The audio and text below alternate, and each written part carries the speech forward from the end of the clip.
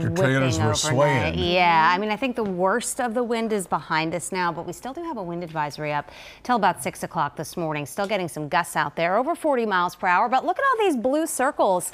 These are where we had reports of either trees or tree limbs down, doing some damage across the areas. So multiple trees down in those strong winds from the overnight. And take a look, gusting close to 60 miles per hour. Woods Hole, Blue Hill, we had a gust of 50. Fall River close to it. North Weymouth in the upper 40s, and Cambridge had a gust of 44 miles per hour. Now, typically, if we get gusts of this magnitude, when the leaves are off the trees in the winter months, it probably wouldn't do as much damage, but with still some leaves on the trees, that foliage helping to kind of fan things out, and so it did cause a little bit more damage. These are the wind gusts right now. We're still gusting close to 40, Worcester, Providence. Look at Provincetown gusting to 44, so still some wind out there. Let me step you through the timeline. By 10 o'clock this morning, still a few gusts over 20 and 30 miles per hour, but after that, the winds come down and not nearly as much wind through the afternoon, but it'll be breezy, and that wind is coming in from the north and west. So as you look to the north and west, you can see it's a whole lot colder. Lots of 30s and 40s just kind of stacked up in the middle of the country,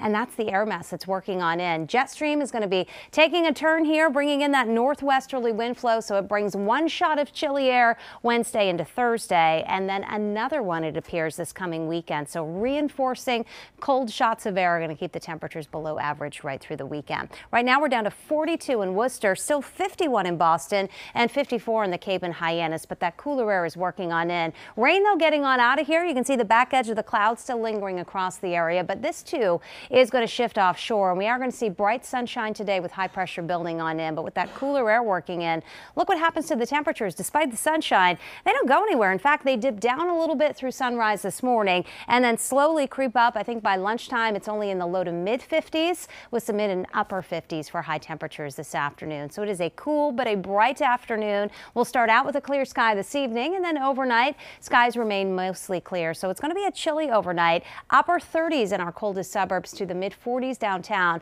under mainly clear skies. And tomorrow sunshine will mix with a few clouds. Not going to be as cool. We may sneak up over 60 degrees, but we'll watch the risk of a spot sprinkle in the afternoon. It's another one of these fronts bringing a reinforcing shot of colder air. Not much moisture to work with, though, so nothing more than a pop-up sprinkle through the afternoon. The real story is the chill. And take a look at Thursday. You can see the temperature only getting up into the 40s in the afternoon, but the wind chill in the morning hours going to be down in the 20s, and during the afternoon it gets no higher than the 30s. So that's the idea. The winds will settle down on Thursday night, and that means Friday morning could be our coldest start of the season so far. Talking about widespread frost and perhaps a freeze in the suburbs, something we'll watch closely. Another chance of showers on Saturday, and then it gets colder again behind that for Sunday. So there's a theme here, right? Temperatures just keep cooling down.